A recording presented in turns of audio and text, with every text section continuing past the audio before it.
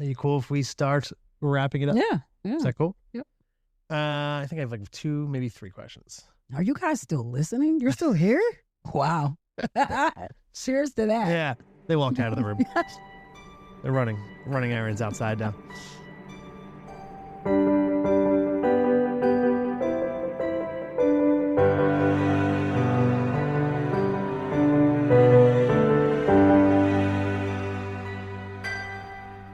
Welcome back, everyone. And if you're tuning in for the first time, I'm really glad you're here. This space is all about honest growth. You know, the kind that usually happens quietly more times than not. In the moments when we finally stop pretending everything is fine, and then we start listening to what our life has been trying to tell us. Some seasons ask us to look at our patterns. Some ask us to make peace with old versions of ourselves that, frankly, sometimes it's kind of hard to look at. And some ask us to finally draw a hard line, to choose what protects our spirit, our soul, and release what doesn't. Today's episode leans into all of that. It's about the courage to stop coping and start healing. The power in setting boundaries that actually mean something. And the moment you realize you're allowed to become someone new, even if you're still learning how to stand in that version of yourself. So wherever you're listening from, heading to work, decompressing at home, or just trying to breathe a little deeper today, I'm glad you made your way here. So let's settle in, let's take a deep breath, and let's step into the next part of this conversation together. This is Braving the Bright Side.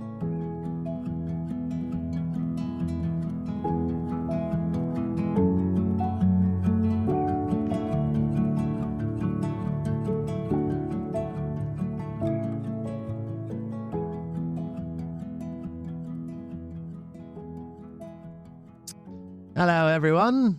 I don't know what that accent was, but I'm glad you're back or listening for the first time.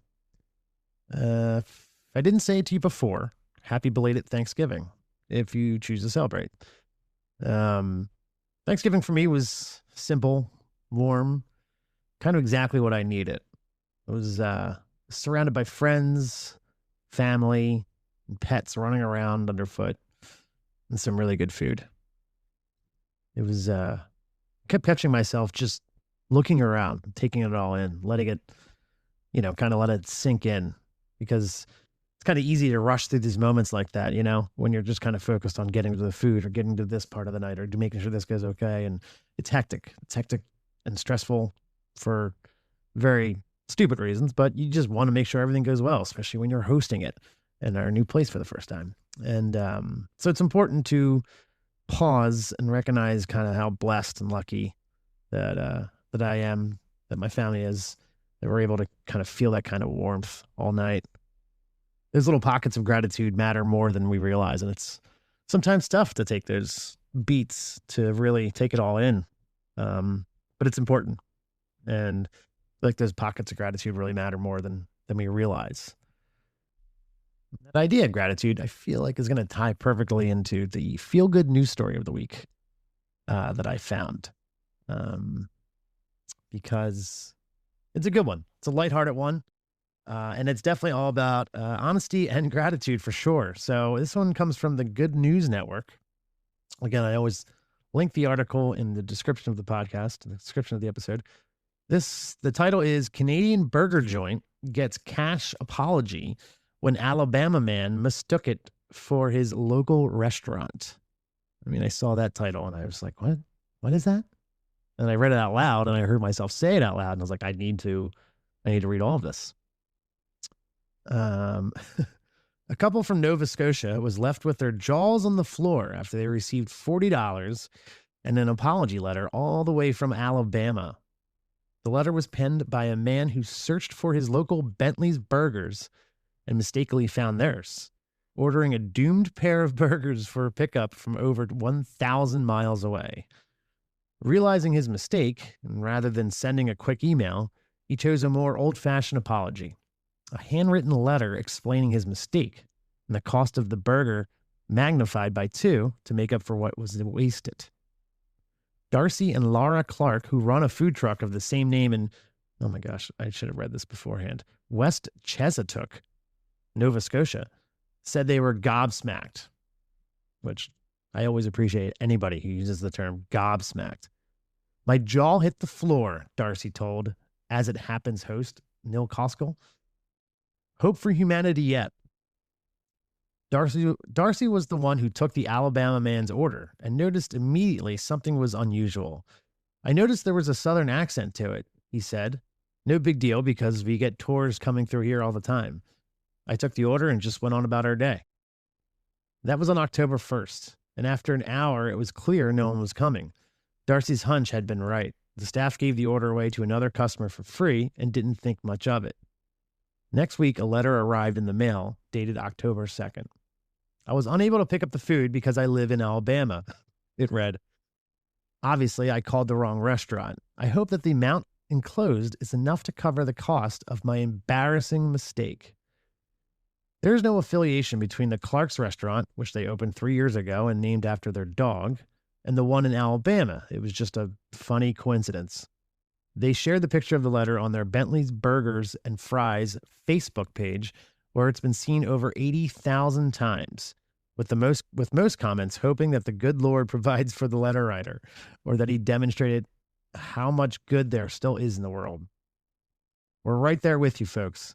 In an update on that Facebook page, the Clarks shared a photo of a Christmas present they had prepared to send back to the mailing address, including Bentley's fries seasoning and other swag to keep the kindness alive. So that's your feel-good news story of the week. You know, just some good-hearted Alabaman and Canadian fun, really. But I mean, that's kind of a sweetheart story. The fact that the guy sent a letter, a handwritten letter, which, I mean, I think we all know goes a long way. It means a lot more. And $40 to this Nova Scotia restaurant. That's pretty cool. So there you go. I'll link that in the description. Well, this is the podcast, and you can click on it and check it all out. The whole website's pretty awesome. Feel Good News Network. All right. I'm not going to waste any more time. I want to get into part 2 of my conversation with Syreeta. If you thought the first one was good, boy howdy, this one's even better. As we kind of wrap up her story, her journey, or her description of where her journey's at, I should say. There's lots of good talks there about finding yourself. There's talks of a sword and a shield, and then her legacy and stuff like that. So without further ado, let's jump back into our conversation with Syreeta Martin.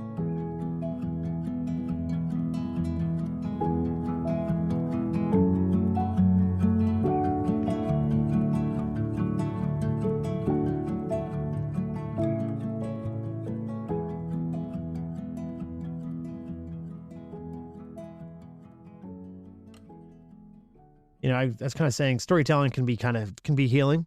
Mm-hmm. You know, that's kind of the whole point of the podcast too, and my own story. But it can also be kind of heavy for sure, especially when you're talking to other people and their experiences. How do you protect your own peace when you're holding space for others? You know, and some of the harder stories that you come across. I think the biggest.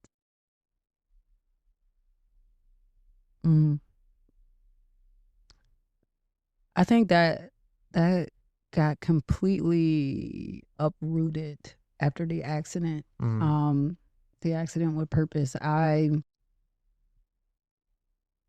had to become more mindful of the me versus we balance. Right. That right. Because that shit is important. Right. One time for the one time. Yeah. Come on, Vega. One more time. Okay, all right. Never mind. We'll edit that out. Yeah. I became so much more mindful of the me versus we balance. Because I started to notice that, like, I struggle with saying no.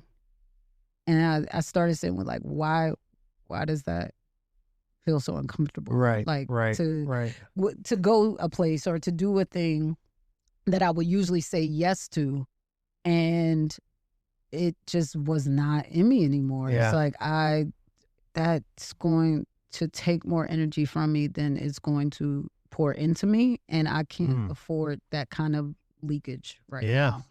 So It's a my great way to look at it, honestly. yeah, well, it was the only way I Yeah. could, because I'm like, I am not feeling it, and Yeah. and it was a choice that I was like, are you going to honor what your body is telling you, what your heart is telling? Like, are you going to honor that or not? Yeah. And I tell my daughters this often: you're your first line of defense, and the person that had grown accustomed to me saying yes or being in the mix, they're not wrong for what they've known me to be. Right. They're not asking anything that they wouldn't usually ask. Like, this is what they've known me to be. So it's not like they're doing anything wrong. I'm changing. Right.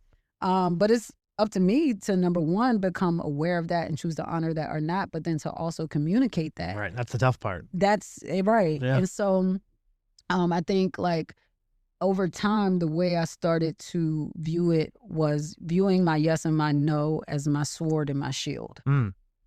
Yes is my sword. When I use that, when I give it, I'm executing with precision, flawlessly. I'm giving it, I'm cocking that motherfucker back, and like, we go, that's it. We're doing it. That's my sword. I'm coming, you know what I mean? I'm riding. We out. If it's my no, it's a shield, right? Because I'm not only protecting myself, I'm protecting you. Wow. Right? Yeah. Because I know if I remove that shield, you're not going to get the best that I can give. And one thing I never want to be is a weak warrior. Right. Like, right. I want to show up giving what I know I'm capable of, and giving you what I feel like you deserve. Right. Like, you're not here to phone anything in or have that. Yeah, no. So my no protects me and you, right? And it protects our relationship. It protects the integrity of it. It protects the truth. Wow. Yeah. And so even if you might stumble into that joint and bump your head a little bit because you're like, oh shit, it's a shield. No, it is a shield. Yeah. You're not getting past it. I said no. You know what I mean? Like, yeah, it's kind of how a shield works. Yeah, it's a shield. But I tell you one thing, you bump your head one time, you're going to learn it. Right. You're like, all right, I see the shield. All right, cool. Yeah. But so I once I started to think of it like a sword and a shield, I think I became more empowered and more comfortable with using them. Yeah. And I'm still very much in that space of like, okay, how do I choose that, and what factors go into giving a yes and a no? And so those are things I'm learning and exploring in real time. But I think that has helped with being a wise steward of a wiser steward of my energy, and of being able to hold space for myself and hold space for someone else. Yeah. Right. And just even down to being mindful of when I can do that. Yeah. Like, that's a big one. I have 2 podcast interviews that I'm going to be doing where I'm on my podcast. Right. And I was intentional and like, I know we're doing this today. And so I kept this day super light. Right. Because I want to bring my full self to this. And I don't know, like, I view everything as being spirit first, which means after we have this interaction, there's likely either I may be invigorated, or I may be like, I gave this everything and I need to rest. Right. I don't know which one it's going to be, but if I keep my schedule light, I'll have space for it to be whatever it needs to be. So, no matter what. I didn't schedule any of those for this day. I scheduled them on the same day with some space in between them. Yeah. And I now know going into that day what I'm going to need to give, right? Or what I'm going to be ready to give. Yeah. So like, just even being mindful and like how I'm choosing my days and what they look like. That's a great example of holding space, right? Yeah. And so I know now when I go to do those interviews, I'm going to be able to hold space differently and more presently and intentionally, because I try to be as mindful as possible, even in booking them. Man, that's great. I really love the sword and the shield. Yeah, listen. I'm gonna use that. I feel like a lot of people out there are gonna use that. That's phenomenal. That's a great way to look at it. And like, when you give your yes, let your yes be everything. You know, you know what I mean? Like, let your yes Don't let it be I guess so. It's an absolute It's a fucking yes. Yeah. Yes. And I'm gonna show up like I gave you my yes. Right. And I'm gonna live this shit like I said yes. Right. Like I have these different moments with God, especially when I've made big decisions, where I'll just reaffirm my yes. Like, God, I gave you my yes. Yeah. And that for me is even a reminder of, like, you know, the moments where I'm like, what the fuck is going on? Or like, where are we at in this process? Right. Right. And I'm like, you still got my yes. Mhm. You still got my yes. Okay. All right. You got my yes. All right. You got my All right. yes. You Yeah. know? All right. Yeah. We're doing this shit. And we're in. We're back in. We're back at it. Yeah. That's great. Sincerely, Syreeta and Company isn't just a brand; it's a bridge between storytelling, empowerment, and community. What do you think people misunderstood most about your work that you do? Or if you could also tell me people don't misunderstand anything. Move on. You don't know what you're talking about. I think time will tell if there's been any misunderstanding.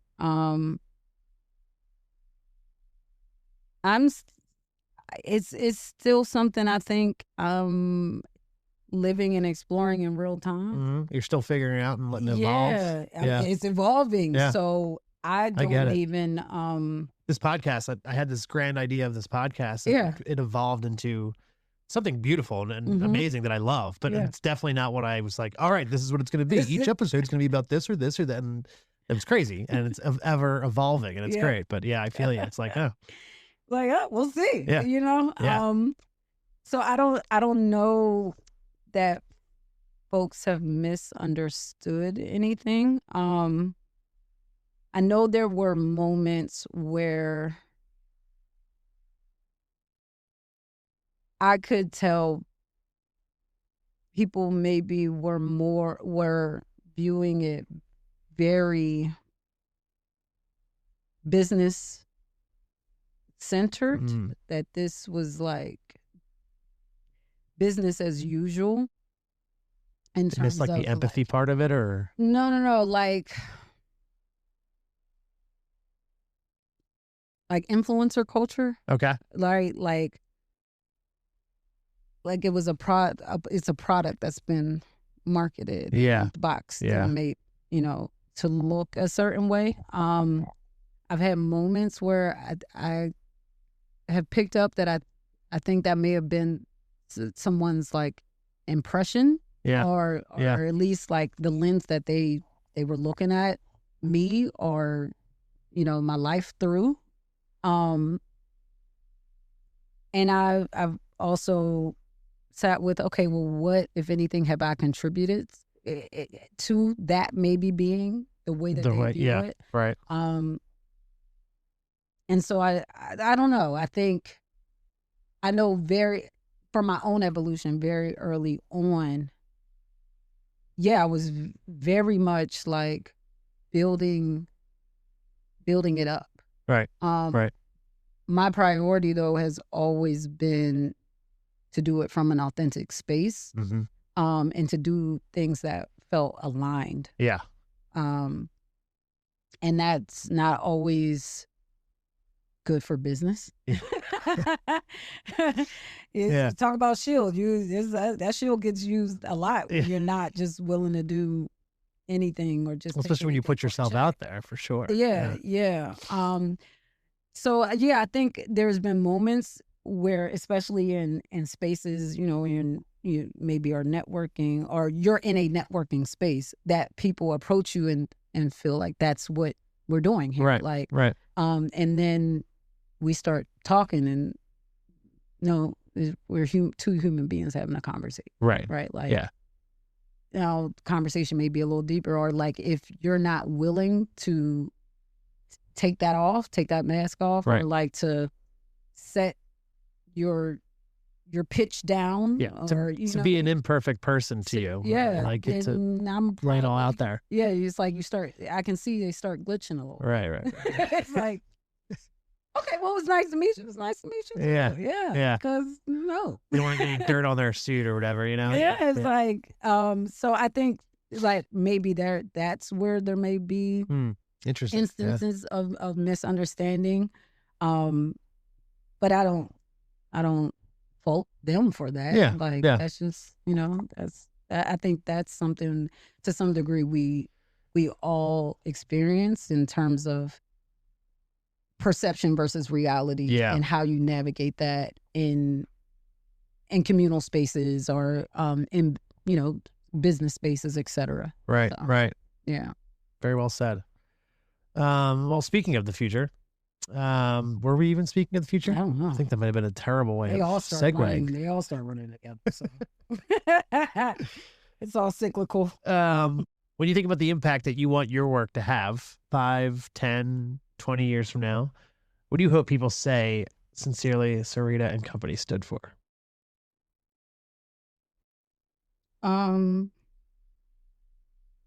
If it's done right, they won't be talking about a company. They'll be talking about the person. Yeah. Right? Like, if it's done right, that the company will, like, that was a piece of the story. It's not the whole thing. It's not the whole thing. Right. Right? Like, if I carry out the mission that God has me here for, it's going to be about the mission. Right. It's going to be about how that got lived out, how that got executed. What I was meant to do and be in the earth. Like, it'll be about that. Like, the company won't, that might be like an asterisk. Oh yeah, she started this. Right. Oh yeah, like that came from a small part of your story, your like, journey. Yeah. Yeah. Like, yeah. Well, she was an entrepreneur as well. And so, right. At this point, she started this business, and yeah. It's one of those things. Love that. Yeah. That's great. It's not the entire thing. Not at all. Not at all. My mom said, this is bigger. It's bigger than you. And it's like, I'm bigger than that. Right. I'm bigger than the business. The company is a vehicle, right? Like, the things, what we do is a vehicle for where we're going. It's not the destination. It's how you're getting there. Yeah. Yeah. So, right now it's podcasting. This is your vehicle. Right. Once this takes you to whatever the next thing is, like, then you might get a new vehicle. Yeah. Like, and I think that for me was like one of the most transformational mindsets that I could adopt, because when I had a vision, like you were speaking to earlier, of like how you started out with this podcast and you had this, like, this is what it's going to be and this and that. Right. And then it started becoming and evolving into something maybe different or whatever. That I didn't do well with. Like, when I had that vision in my head, like I said, I get tunnel vision. Like, if it goes outside of that vision, you're kind of like, shit. Yeah. Or if it doesn't meet what I thought, like what I envisioned, then it failed. Okay. Shit. That was a big lesson. That was a big lesson for me. And I'm still being refined. My viewing of that. Because I used to have this live interview. It was Sincerely Chosen, the live interview series. And okay, so I came up. Wow. All right. Let's not sound like an old head, but I came up at a time where I feel like in some ways I may have been ahead of the curve in terms of live experiences. So I had this concept that I launched in 2015, I think it was, Sincerely Chosen. And at that time, I wanted to get from behind the computer. Like, I was freelancing. I was freelancing for Ebony Magazine, their digital site, ebony.com. And I was, freelancing for some local and hyperlocal publications. And I'm writing, right? I'm blogging, I'm doing that. But I'm like, I want to start, I want to get on camera. I want to start hosting. Right. but there really wasn't a space to develop independent journalists or independent media personalities. Like in Philly now, you have like Limfest. They have the media founders. Yeah. What is it? PMF or Philadelphia Media Founders. And I might have screwed that up. Y'all forgive me. I love y'all. But like now you see like influencer trainings and you know, like programs and all that. That did not exist, right? And so I'm like, I got to get in the gym, but I don't know how to do that. So I got to create my gym. Like I got to train myself. And so I'm like, all right, my dream my reference for my dream was Oprah Winfrey.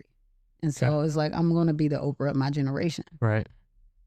But how do I get there? Like, what's the step I take to get there? And I'm like, all right, I got to create my own talk show experience.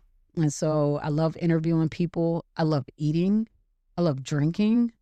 I love a good time. I should do this in a restaurant. And so I'm like, all right, we're going to do a live talk show series at a restaurant. And so end up really building that concept out. Shout out to the team. Like I love how they support my ideas and stuff. And we launched it. So you're interviewing people at a restaurant. Yeah. So while people eating? Sell tickets, and people buy their tickets to come to the show. And they, I work with the restaurant. I was at Relish, which is like, if you know Relish, y'all know. I don't know that I know Relish. Oh my goodness. Delicious restaurant that is no longer around. A staple, like legendary in Philly. Which was, looking back, is wild that I get to have that as a piece of my history. Yeah. That we were there for some time. But yeah, started working with Relish, thanks to John Pierre and Julia Daniela, their cousin duo, that, you know, they had a relationship, and you know, they were working in, you know, media, arts events, all of that kind of stuff in Philly, and had built out some really great relationships, and had been seeing the work I was doing. Met with them, told them the idea. They're like, all right, we could do something like this at Relish. And so went there. I started actually at a small vegan restaurant. And I did the first show there, and folks Julia and John weren't in the picture at that point. We did that off the muscle, me and the team. Yeah. And so sold tickets, folks bought it. I selected my guest. So when you say you sell tickets, then they would just sit at tables around you guys? Yeah, like the restaurant would close down, and then you would have your own spot? We like a stage. We had a makeshift stage. Wow, that's amazing. I had my back, you know, my step and repeat. Yeah. And we set up my dining room tables and my dining room chairs. I would pack those in my car. Whatever it takes. And some of my decorations from home. And I think some I might got at IKEA, and I'd create my set. Yeah, that's amazing. In the restaurant. And then folks would sit at the tables. And at the vegan restaurant, you know, when you purchase your ticket, it also included food and drink. And so, you know, they got their food and stuff. And as they were dining, they're enjoying like this live talk show. Wow. Where I'm interviewing my guests and stuff. And I had a couple of, I think we started with just one guest.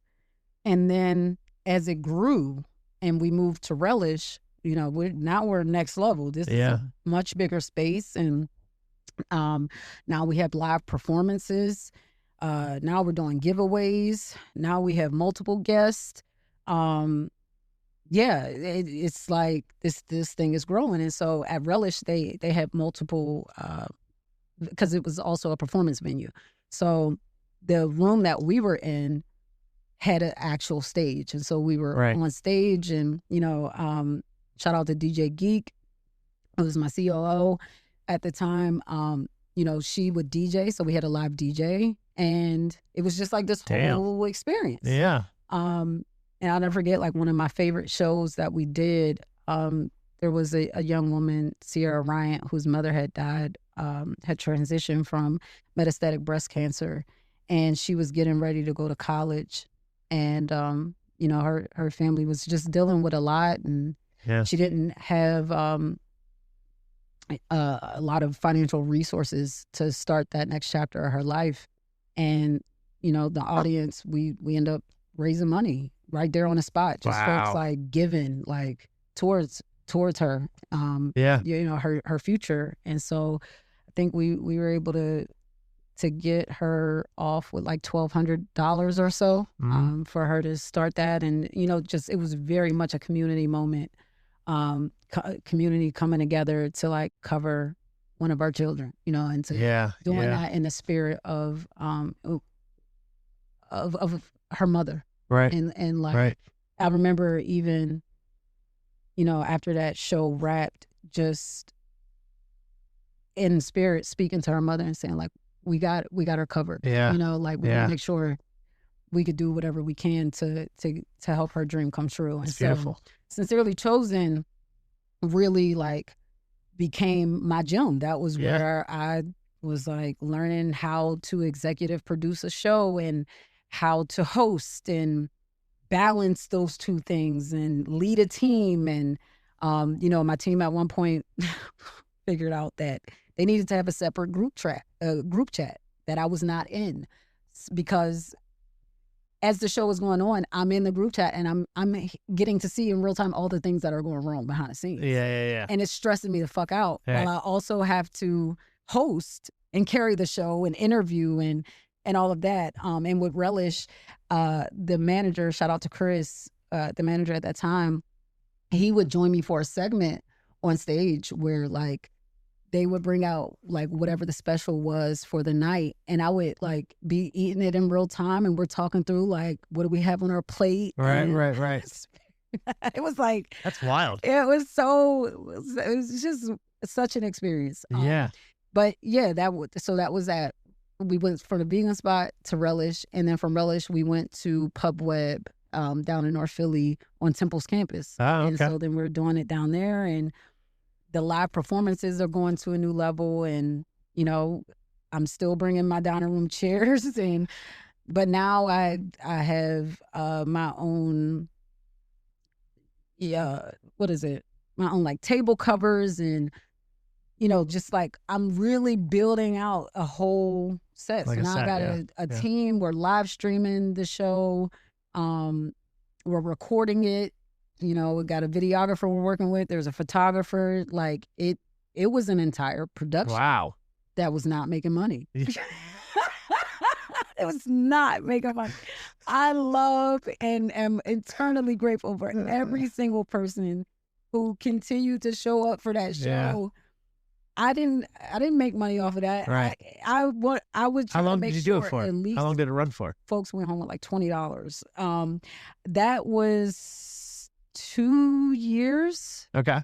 2 or 3 years, and we did a show a month. Yeah. And I look back and I'm like, you were fucking crazy. You didn't build in any breaks. Like, right.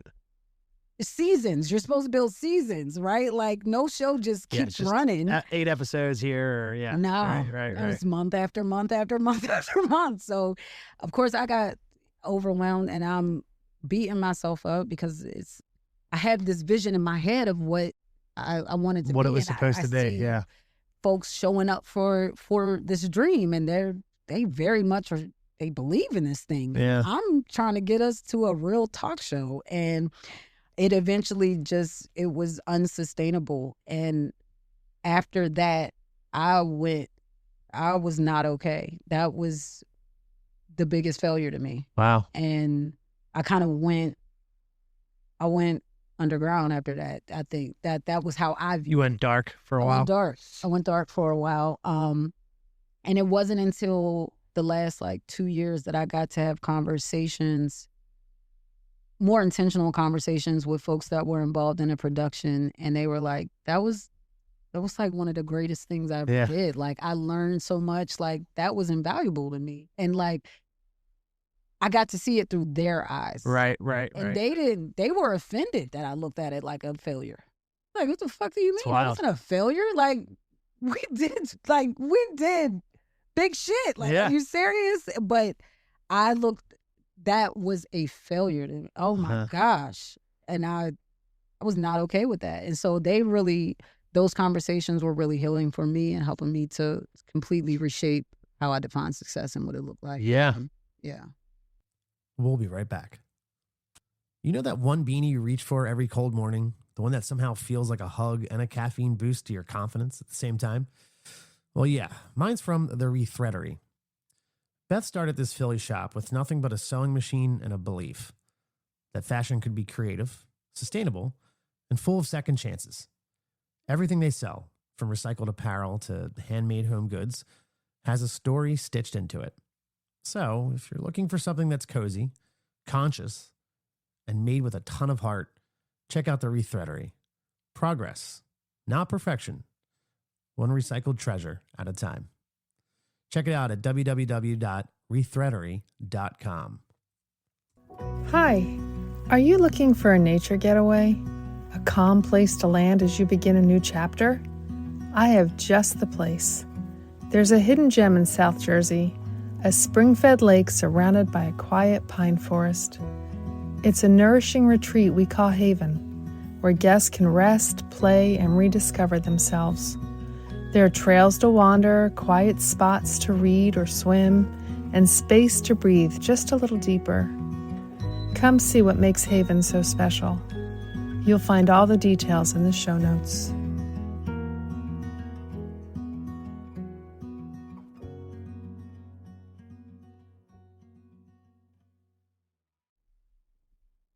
Hey, it's Dan. Quick question. Do you like stories that crawl under your skin, pull you in, and then still hit you with a grin you didn't see coming? Then welcome to the library of Daniel Bradley, my haunted little archive of original horror comedy tales. Every month, I drop brand new stories. Eerie, emotional, weird, and occasionally unhinged. Well, let's be serious here. Always unhinged.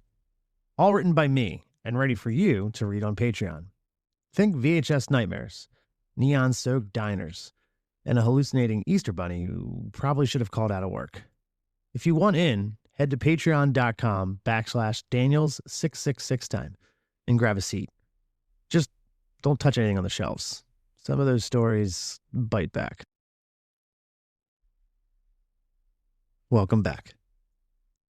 I love that throughout your story and most of the conversations that, in the conversation that we're having throughout all of today, is community is thread throughout all of your path, your journey, your stories, your answers to these questions. And it's really, really cool that, not even just like hammering away on it, but you could just, without even blatantly saying that, community is a massive part of every chapter that you've written. Single chapter. Yeah, it's pretty amazing.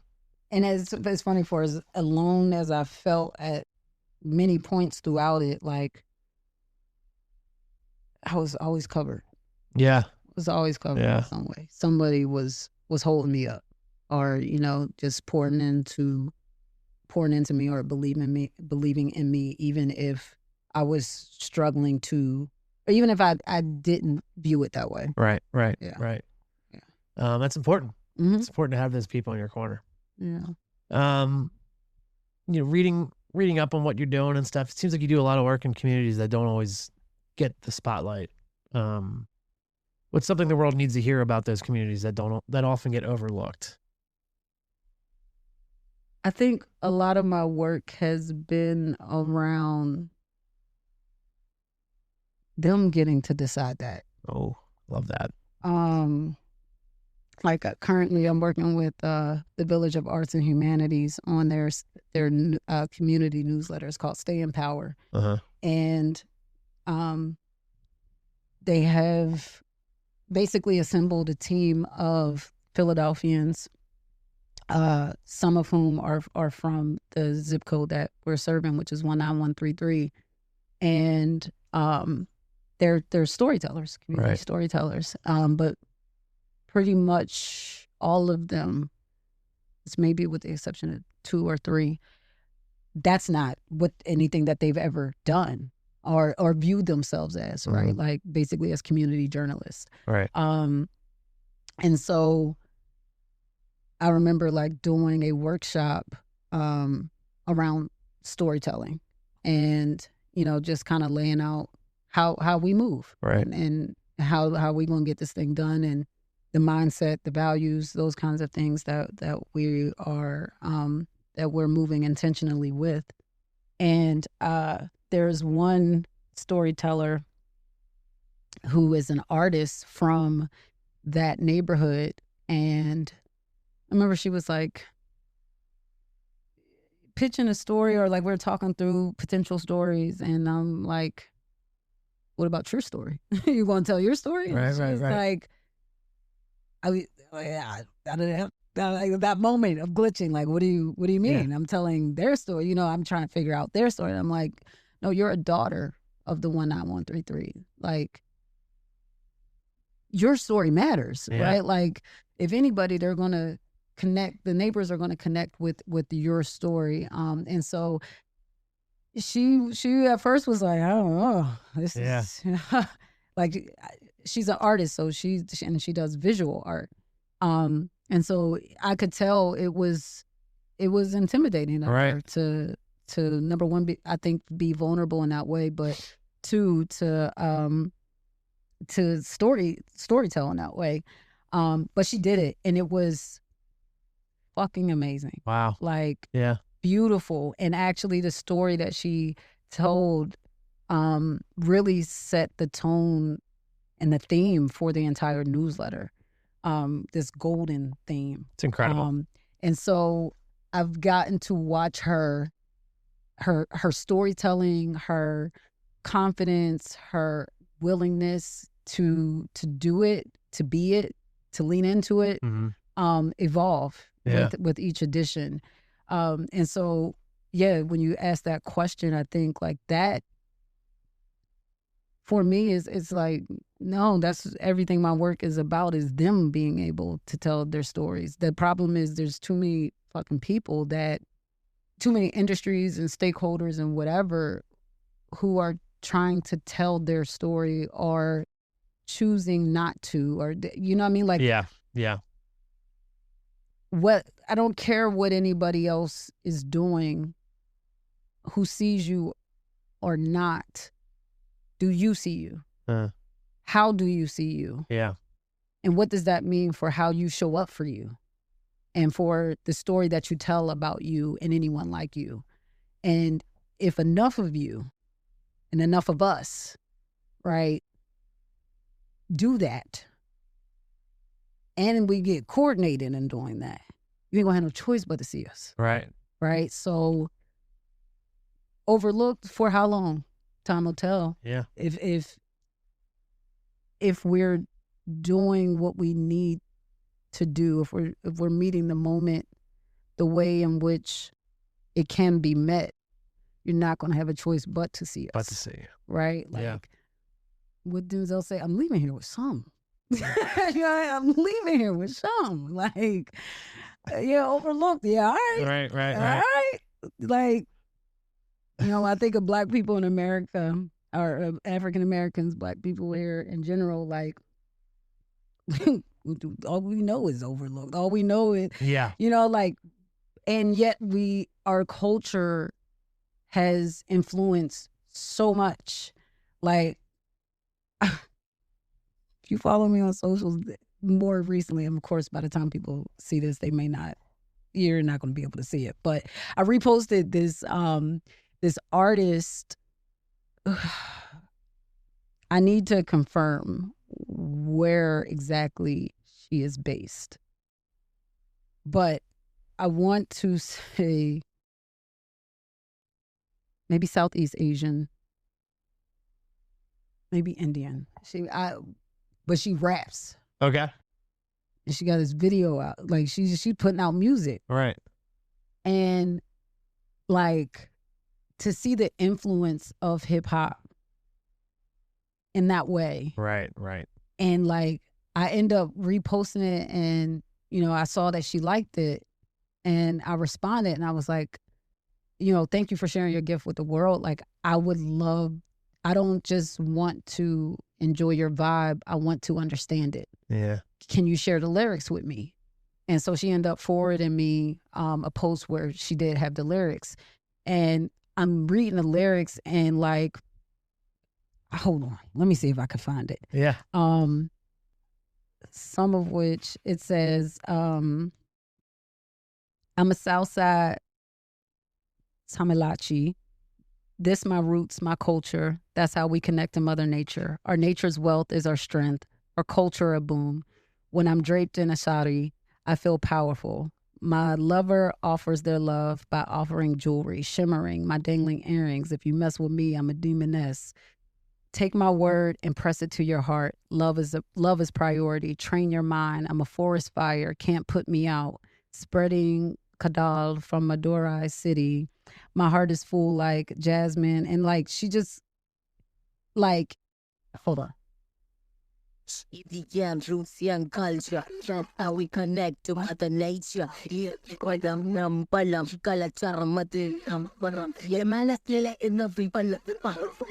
mama smell uncut.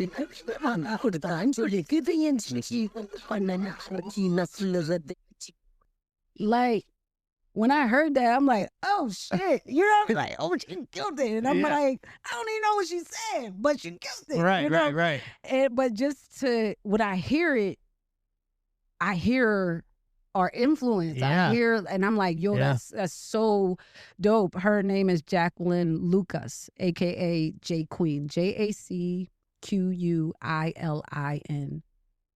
Lucas. I'll tag her on the Lucas. description of the podcast. For sure. Yeah, and she's a singer, rapper, a beatboxer, and I just like happened to like come across somebody. I think somebody I follow had randomly like reposted that. Yeah, and I go check out. I'm like, oh, it's just fire. Like, I don't know what the fuck she's saying. Like, I'm vibing, but I don't know what I'm vibing to. Like, I hope it's not wild. Yeah. Dang, I hope it's not wild. And so when she sent me the lyrics, like, to see how it's so hip hop, but it's her reality. right. Like, she's rapping about Mother Nature. Like, to imagine Juvenile, and they're totally different. Like, yeah.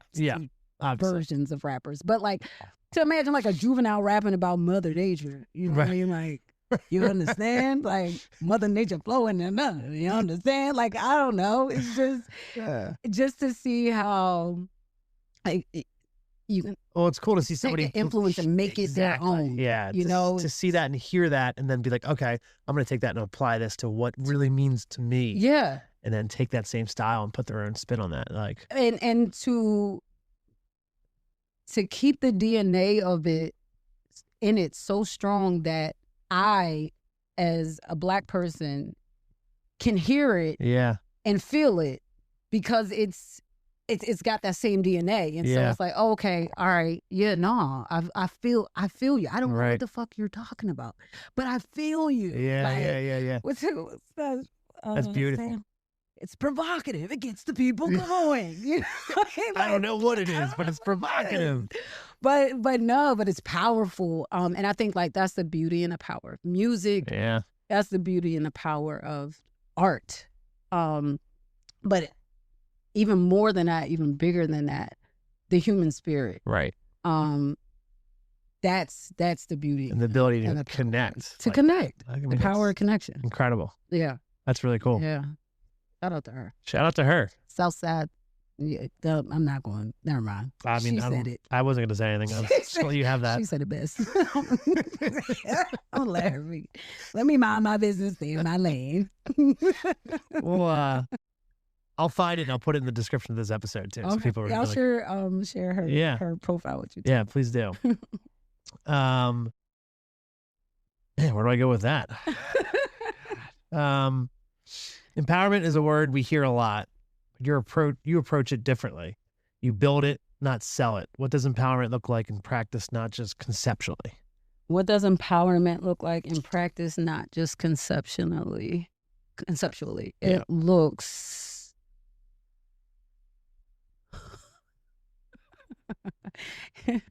You know that emoji where it's like melting into the ground? Yeah. That's what it looks like in practice, right? Like, oh, we're going to see how this shit's going to work. But I know I need to try something new because what I want matters. What I need is important, right? Like, right. For me, at times, that is what empowerment looks like. That's what it feels like. I'll say this. I'll switch it. That's what it feels like. I think it looks more put together and more like powerful just because of maybe how I carry myself or like whatever shit gives. I guess that's a part of what it gives. But inside, at times, sometimes I'm that emoji that's melting. Like, I don't know if this shit's gonna work, but this doesn't feel comfortable. But this is what I need. Yeah, you know what I mean. Like this is what works best for me. What will work best for me. So I think what it can look like or has looked like in practice for me has been the sword and the shield, exercising that. It has looked like solitude, because for me solitude leads to clarity. It has looked like saying no to opportunities that folks would say yes to. Like the maths on that. Why would you say no? Yeah. It has looked like quitting a job that paid me the most money I'd ever made. Not because anything was necessarily wrong, but because I know what I heard from God, and I was like, I'm going to be obedient. Right. I don't know where this shit is going, but we're going. Here it goes nothing. Yeah. And then that led to me like driving Uber, being a rideshare driver, which then led to opened up a whole another world of storytelling. But empowerment in practice has looked a lot like risk taking. It has looked a lot like being misunderstood. It has looked a lot like crying. It's taken many forms. Yeah. But I think what I'm most proud of it looking like is something that can inspire.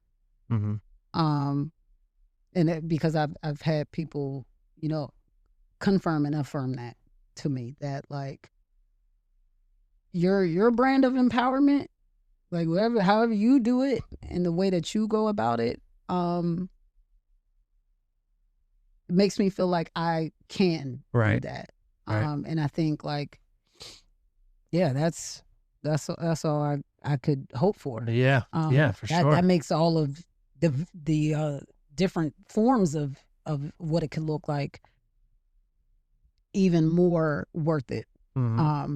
So I think, some of the fun, and I say fun in air quotes, like some of the fun of it is figuring out what that looks like for you. Yeah. Right. Like for some, that empowerment is going to look like cook your own damn meal.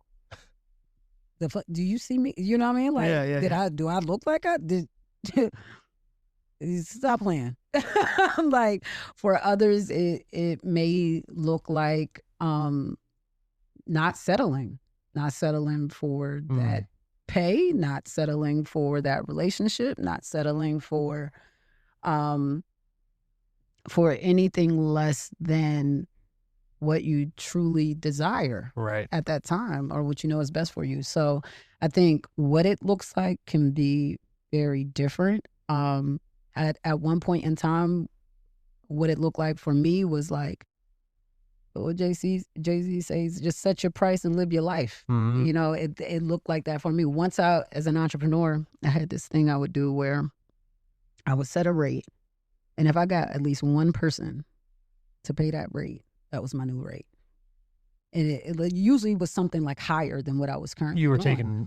taking a shot, taking but a it was jump up. like, all right, let me shoot my shot. Right. If this stick, Right. that's it from here on out. If I know one person will pay it, that's it. That's it. It's the price to set. And sure enough, that's how my prices, my rate. Yeah. What they say, yesterday's price is not today's price. Yeah.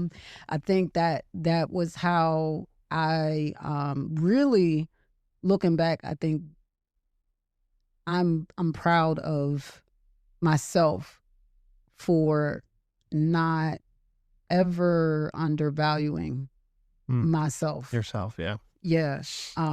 Your self-worth. But yeah, the quality of work that I bring, the dynamicism that I'm able to bring to a project, the way that I'm able to pivot and read a room or a situation, the way that I stand at the intersection of creativity, strategy, and spirituality. Like, you getting something special with me. Yeah. Right? Like, you're going to sleep better at night because part of this is in my hands, right? Like, you're going to have a greater peace of mind because you know I'm on a job. Right. Right. And because I gave my yes, and you know that my yes is my sword, and you know I'm out here killing shit. Right. I'm going to get it done for you. I'm coming back. There's no doubt about that. You know what I mean? So yeah. Pay me what you owe me. Right. Like, pay me what I'm worth. And so, yeah, I think as a businesswoman, an evolving businesswoman, that is really that was what empowerment looked like for me at a particular point in time, of just like, all right, let me see. That was how I was able to ease into practicing asking for my worth. Sitting in those moments of discomfort and like sending that email or putting that number on the table and like, all right, if you don't pay it, then I just, all right, what are you able to pay? All right, well then, is this project still something that I genuinely feel connected to? And that's baseline. Right. But then, do I have bandwidth and capacity to work with you, if you're not able to make my rate? And if you're not, that doesn't mean that my rate is ridiculous. It just means you're not that person. Right. So if there's a pool or some assignment that I feel I'm still to work with you in some way, I'm going to honor that. But my rate is my rate. So even when I invoice you, it's going to reflect a discount. Yeah. Right? You're going to show a discount up the top. receipt will reflect that you got a discount.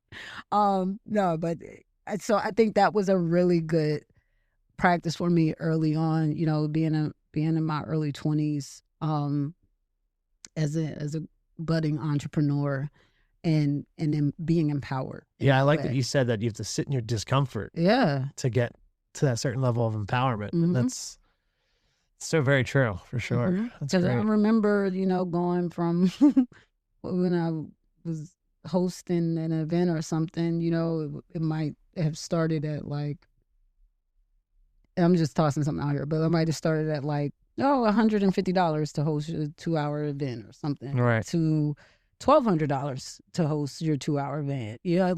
How do you get from one to the other? Right? Like, there's a bunch of events in between, and you just keep testing out your rate. Right. And testing out your rate. But as you're doing that, you're also sharpening your skill set. Right? You're doing those reps in the gym. Like, you're also building your network and your community, and, collecting your testimonials, and like, you're keeping your receipts of like, no, I does this though. And I can be trusted with this, and I'm not just coming in as a third-party contractor. I'm coming in as a part of your team, and I want to see this do well. Right. And this is a us thing, and that's what I'm bringing to the spirit of it all, and to the vibe of it. So yeah, I think empowerment.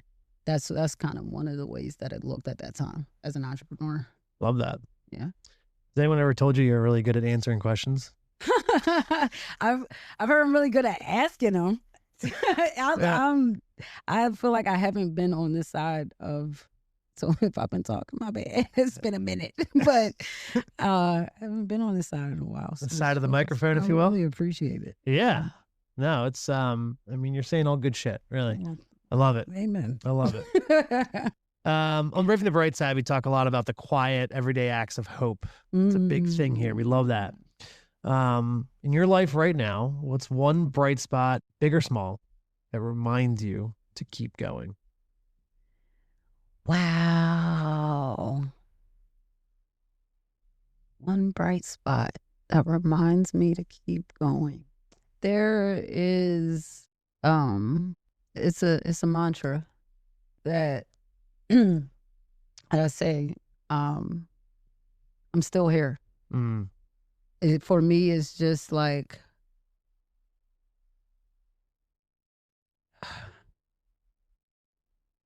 it's the kind of going back to when I was saying as far as like reaffirming to God, like you have my yes. For me, after the accident with purpose, like I one of the ways I used to ground myself when I got really like overwhelmed with anxiety, or when it was really hard to remember things, when it was really hard to physically function, was I'm here. I'm here. It was like kind of a grounding statement. I'm here. And I think at this point, being able to say I'm still here, it does something for me that is just like, yeah, no, I'm still here. Right. Like, all right. Yep, that's fire over there. Yeah. Yeah, well, look at it. It's growing. Well, I'm still here. Still here. Yeah. What are we going to do about that? All right. How do we...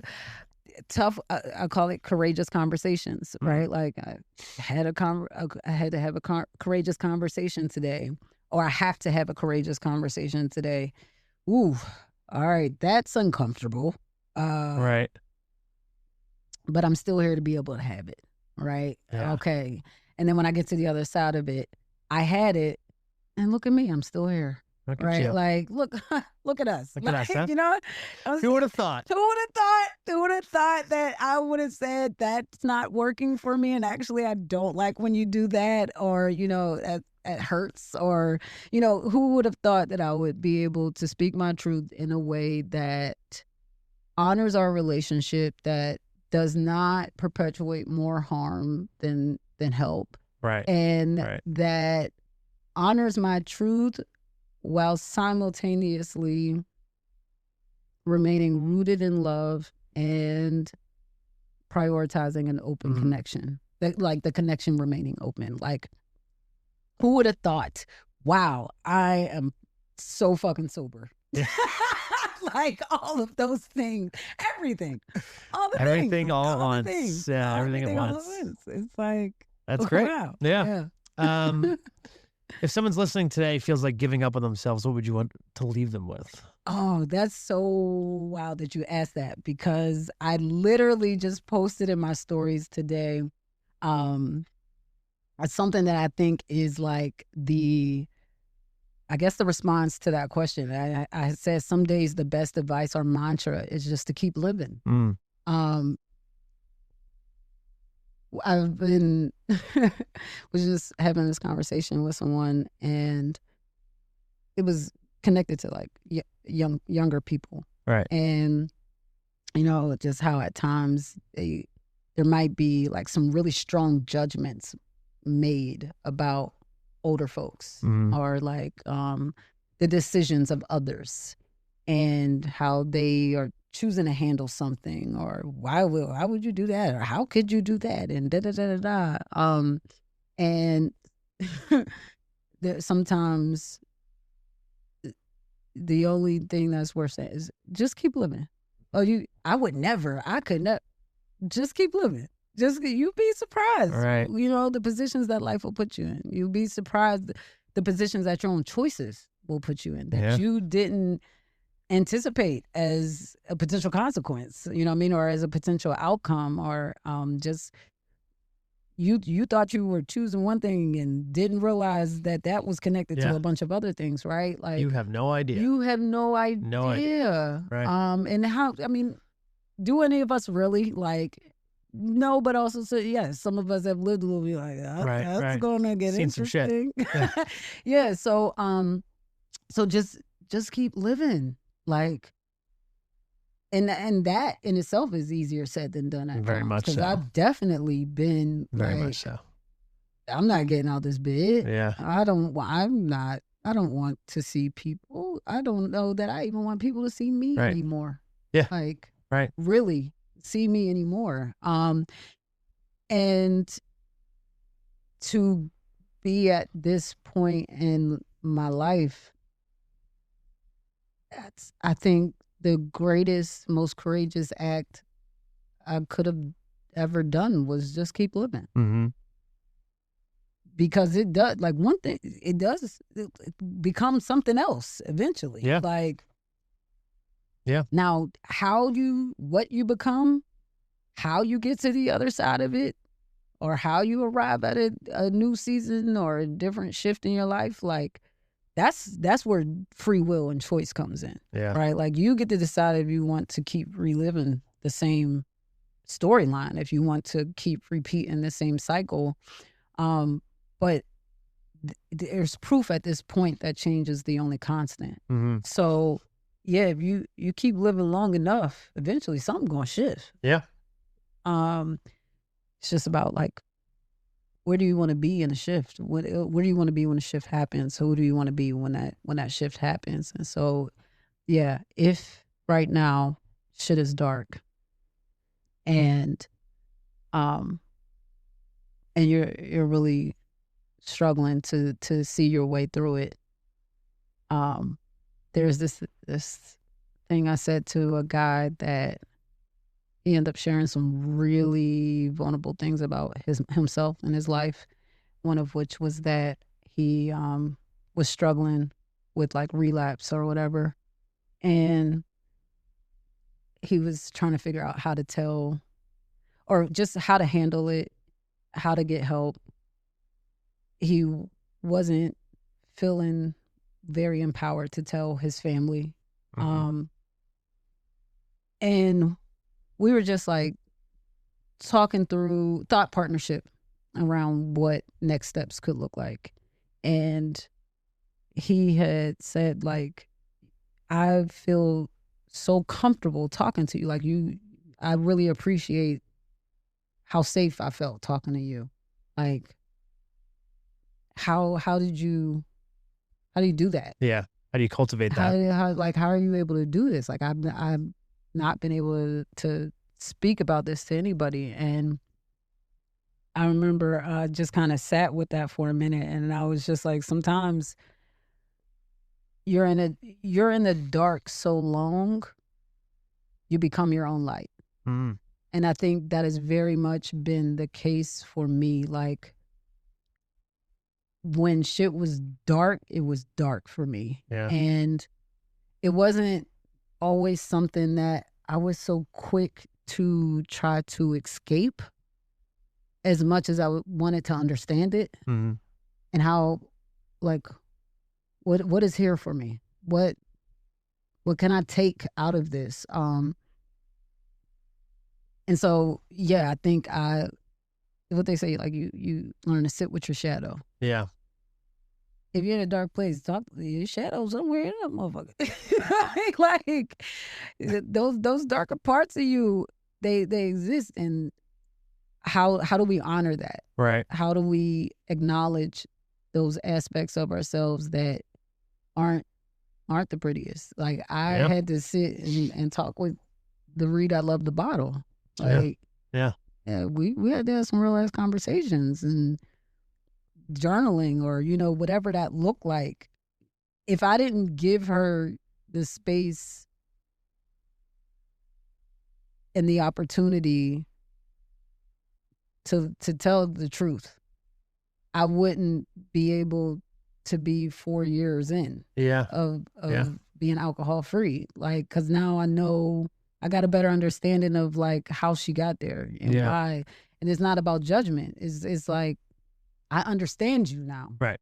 And so the responsibility I have is to try to honor what I understand about you. And even if what I understand is just how much you fucking love it, then that is enough for me to know that I can't afford to fuck around and find out with that one. Because if she get that, babe, she's like, we're back in motion. Let's go, So I got to put some respect on how powerful she is. Yeah. Right. Like, and so, I just saying that to him that like, I sometimes you sit in your darkness long enough to realize you are your light. You are the light. Like, you are the light. You got yourself out. And I mean, for me, I am spiritual. I am a God's girl. You know what I mean? Like, is it me and God? We co-create this life. And I really take that to heart, that I'm co-creating with God. Yeah. And so for me, it's like the darkness is just as much of the process as any other piece of it. All right. So if that's the case, then my best things, the best, most impactful, most meaningful things that I've managed to create in life have come from the darkest points. And it's funny because it has gotten to a point where the folks closest to me now, when I go through those dark moments, and like sometimes the shit used to irritate me, but they'll be like, I can't wait to see what you come up with out of this. Like, and I'm like, bitch, I'm dying right now. Like, I am not, This isn't a fun time to see what happens here. It was one of the actresses when she has her head, her hands over her head, Regina Hall, I think it is, and she's just like clearly going through it. She's not okay. But that is like the moment I'll be having, and you're like, no, it's gonna be awesome. It's just wait. Like, let's just wait till you feel your feels, process that. We'll keep an eye on social media to see like what takeaways you come up with. It'll probably be some shit that we need. And Right. When you get to the other side of this though, like, yo, whatever you like comes from it, you're gonna create some shit. It's gonna be something. It's probably gonna be dope, and that'll be your next probably thing. Gonna help some people and shit. Yeah. And so, I've lived long enough at this point. I've lived enough to know that that's part of my process. Right. It's part of your journey. And I don't like better that. or worse. It doesn't feel good that I just gave voice to that. Yeah. It's like, shit. What darkness is coming next? Well, but it's your process. It's the process. It's the process. Like when you look at Mother Nature shows us that's part of the process. That's true. So if you are in a dark place, just know it's a point in the process. It is not the point of the process. Love that. You know what I mean? Like, keep living. Yeah. Just keep living. One step, Just one keep living. breath. One step, one breath. Keep living. What does braving the bright side mean to you? I think that's where I'm at now. This is so timely, like your invitation, and like thank you for that, because it's still wild to me. My pleasure. How you found me and stuff, but I think that is what my next chapter is all about: is braving the bright side. I braved the dark. Yep. I know it. I know me in it, and like that's what I was just speaking to, right? Like I know. Right. I know that that's part of my process. What I have not, I think, really gotten to see, experience, behold, is the bright side of like... The other side of it. The other side. Like there's been glimpses, but I feel like it goes back to sustainability for me. Nothing that has truly been sustained. Mm-hmm. And that is where I struggle to feel like anything was successful because it wasn't sustained. Right. And so now, especially with the inside job that I've done and really being conscious of like everything starts in a spirit first, and moving with that intentionality in life. I'm now like, okay, now it's bravery, but it's bravery for the things. It's bravery needed for how good it can get. And of course, life's going to life. There's no guarantee that it's going to, that is even going to be good. Right. But I know exactly. I know it's been better than it has been for a long time. Right. You know what I mean? In terms of where I'm at in my inner world. This is the best it's ever been. And so, now it's time to brave the bright side. Yeah. Yeah. I mean, that's kind of part of it too. I tell people sometimes it's really tough letting yourself do that without just constantly looking at it and be like, what's going to happen? Yeah. What's going to happen it's here? like, oh, shit, when's the other shoe going to drop? Right. Like, letting yourself brave it. And that requires, there's this scripture, don't know what it is, but it's something about help my unbelief. And that was my prayer at one point in this journey for some time, was God help my unbelief. And I think like that prayer was answered for sure. But it also brought up for me, it magnified issues that I have around trust, and not even trust of other people, but it was like, do you trust yourself? Do you trust God? And if you trust yourself, then even if there is darkness that comes, you can brave it. Right. But that also means you can brave the bright side too. You can trust yourself to know what to do, or to know how to navigate good things that happen in life, right? Like, and so you don't have to rob yourself of the experience of those things because you're trying to be 10 steps ahead of when they run out. Right. When it's not good anymore. Exactly. Right? Like, the best way to brave the bright side is to be where your feet are. Stay present in the moment. You don't have to think so far ahead. Like, you're gonna rob yourself of fucking the brightness of life. All. Like, so for sure. Sometimes the bravest thing you could do is stand still and be in it. Love that. Yeah. Hell yeah. So that's where I think I'm at now. Is like, all right, it's gonna. So you got wings now. You're a butterfly now. Just fly. Yeah, you gotta fly. Yeah. It's time to fly. So good for you, sir. Yeah. Good for you. That's awesome. Well, where can people find you and hear about you and hear you, and let's talk about your podcast or socials? What do you got going on? On Instagram, on the gram. On the gram. You guys are on the other things. I'm on the They're gram. on MySpace. You're still on it. MySpace. I haven't designed my background in so long. Yeah. At Sincerely Syreeta, SINCERELYIEDEP. Never mind. Sorry. Sincerely Syreeta, SYREE. That's 2 E's as in Edward, T as in Tom, A as in Apple. Sincerely Syreeta. That's incredible. That's how I talk to the bill collector. Yeah. That didn't even sound like you for a second there. That was great. Yeah. I've been playing around with voices and stuff. I'll definitely put that in my description of the podcast too. Yeah. Your IG. At Sincerely Syreeta. And then, and it's my email, sincerelysyreeta@gmail.com, if you want to just, reach out. But then, the podcast, My Inner View, INNERVIEW. My Inner I'm not gonna lie, I View. saw that. That was the name of your podcast. And I was like, oh, that's so good. Kind of pissed that I didn't think of that.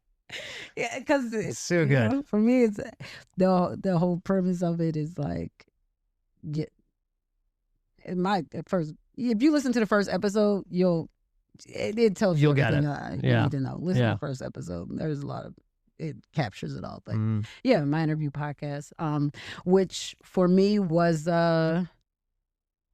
that was a part of the healing process from Sincerely Chosen, because once Sincerely Chosen ended, I was like, I'll start a podcast, and I never did because I never got. For 7 years, I was carrying that disappointment. I was carrying that hurt of feeling like it was a failure, and the podcast is the moment where I was like, that wasn't a failure, and I still get It's awesome. I still get to do what I love. Right. A new iteration of it. So the podcast is that. Very cool. Where can people find the podcast?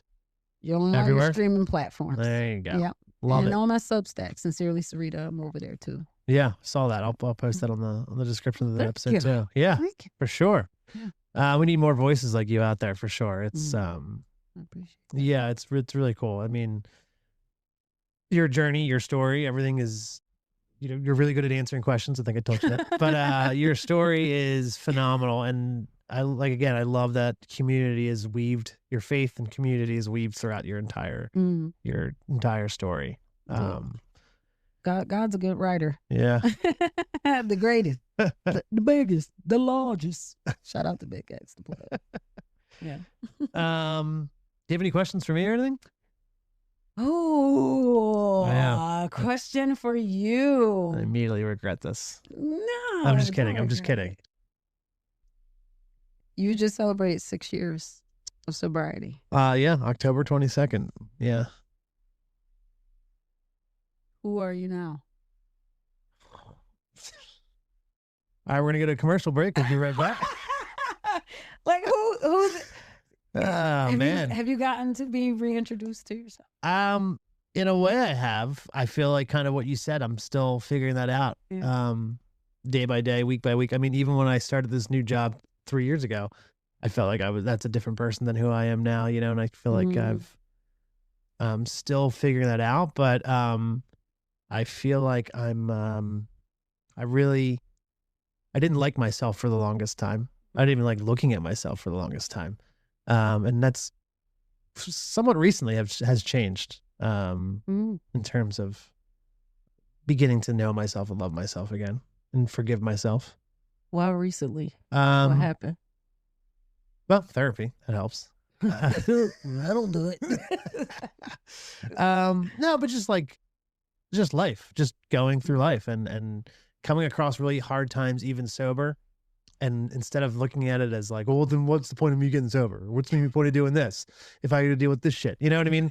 And breaking that mentality and just leading into it like, well, no, this is life. Now you have to deal with this. Like, this is how you deal with it, whether you were drunk or sober. And realizing that a lot of the mistakes I made when I was, quote unquote, an alcoholic drunk, I don't know why I did quote unquote. I definitely was.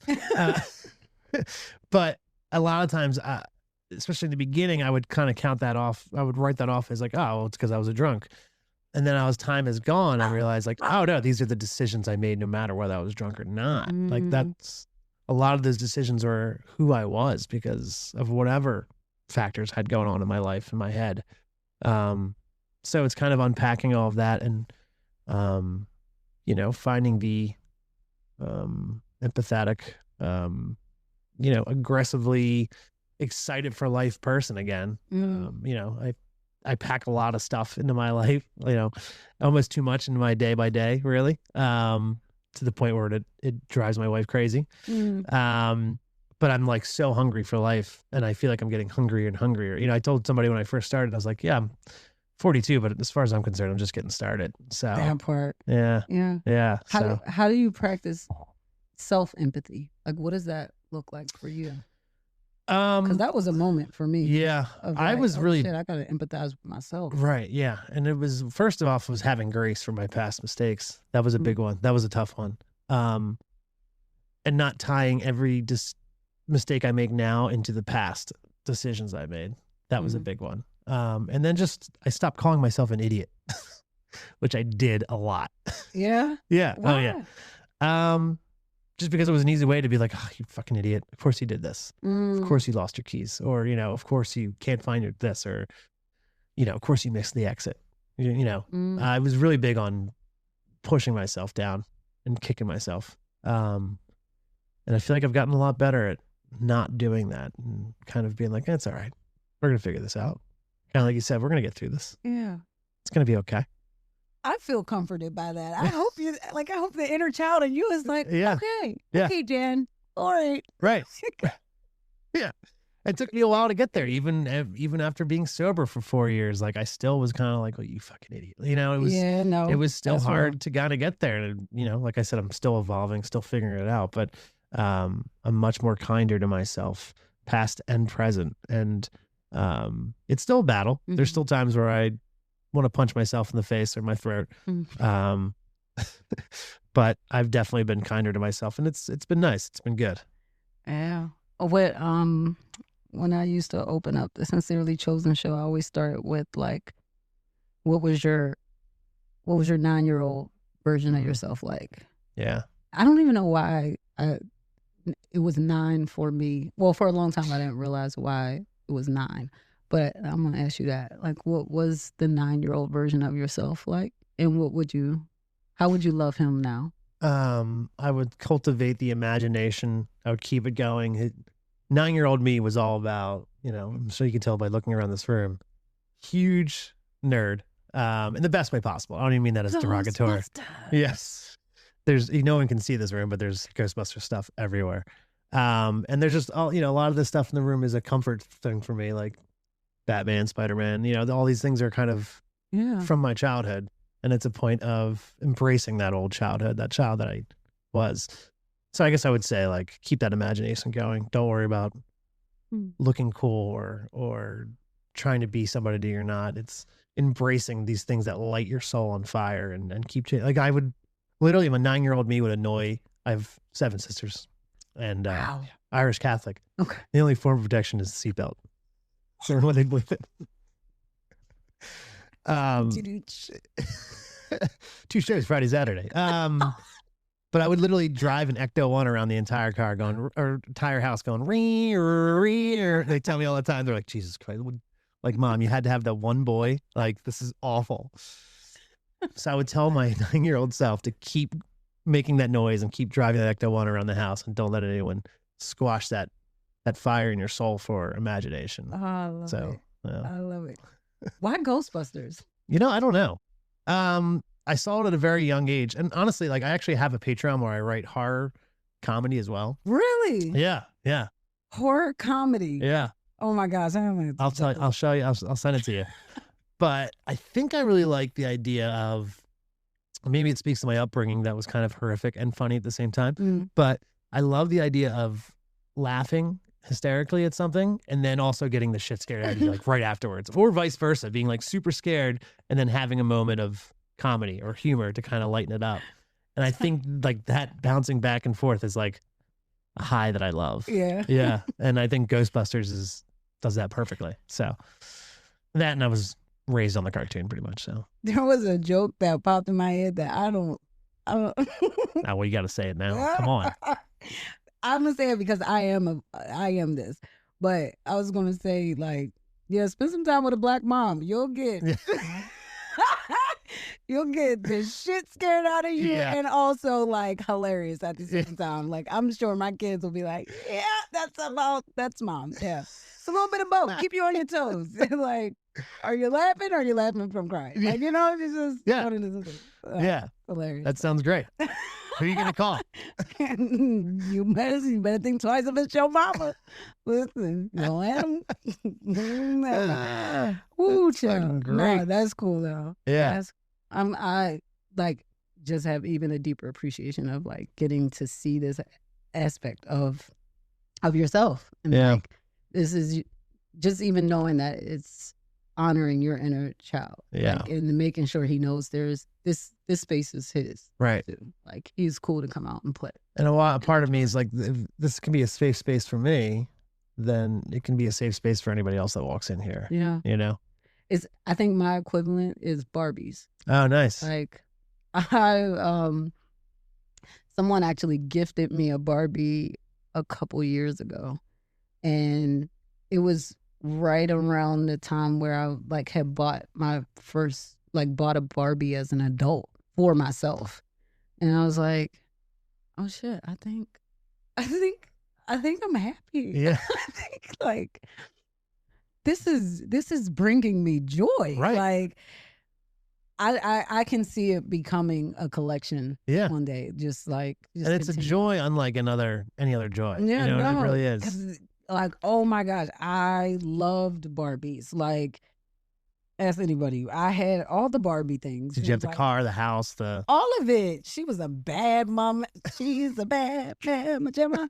Like, oh man. And it's funny, my mom tells this story of like how, or she told me a story of like, you know, you manifested the life that you have. You did that as a child. When you used to play Barbies, like, you used to say she was a chief editor of a major magazine, and or like she was this and that. She's like, the things that you said she was, like, you went on to become those things. That's so awesome. And and for me, I think it just further solidified like the power of imagination, and especially cultivating it like during childhood, because that's when you're like, your spirit's the most purest. Yes. Like, and so what you pour into a kid and what they believe is possible, especially at that stage, and whatever like tools that you give them, aka toys, right? Like, literally is building out their reality, and like, or excuse me, can build out their reality or their understanding of like what is possible. So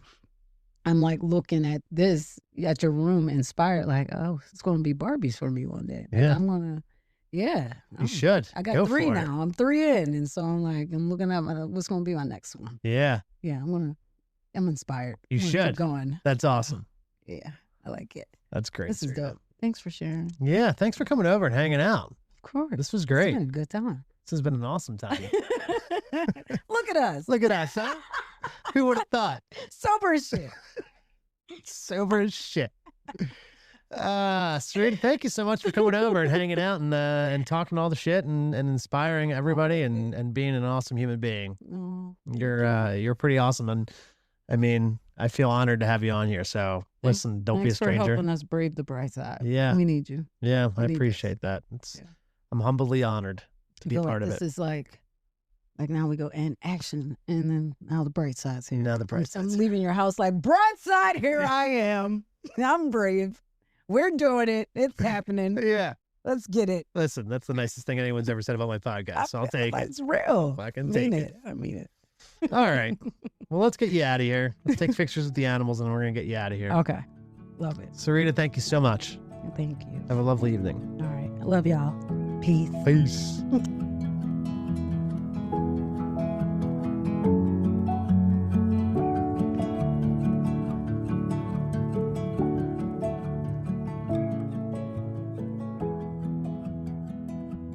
Wow. And that brings us to the end of this 2-part conversation, one that I think is going to sit with a lot of us for a long time. Over these past 2 episodes, we walked through some deep places together. I feel like the kind of places that most of us might try to avoid until life forces us to pay attention. The dirty, not so glamorous parts. We talked about feeling instead of numbing, breaking old patterns, boundaries that protect who we're trying to become, and the courage it takes to rebuild your life in real time, without a roadmap, without perfection, just without pretending you've got it all figured out.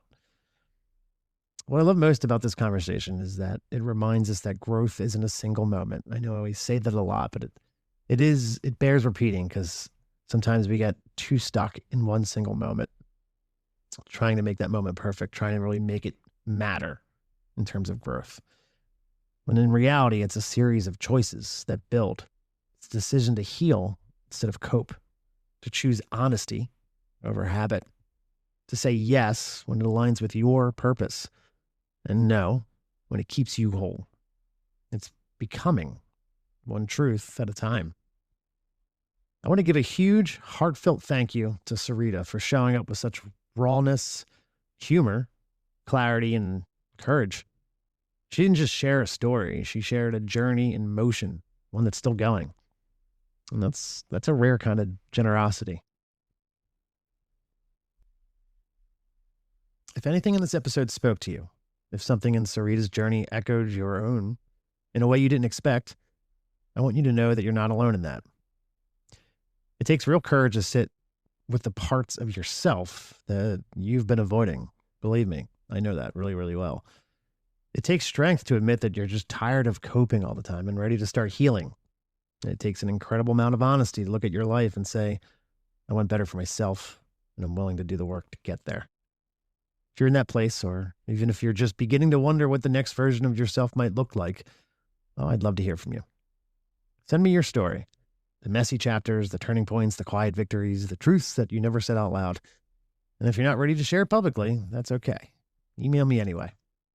Tell me your truth, and believe me, I'll hold it with care. And when the moment comes, if you want me to, I'll gladly tell it for you. Or if it could just be a conversation between you and me. You can reach me anytime at bravingthebrightside@gmail.com or on Instagram at braving_thebrightside. Thank you for spending a little time on the bright side with me today. It means more than you know, truly. Keep braving it. One step, one sunrise, one honest conversation, and yes, one sword and one shield at a time. I'll see you next week.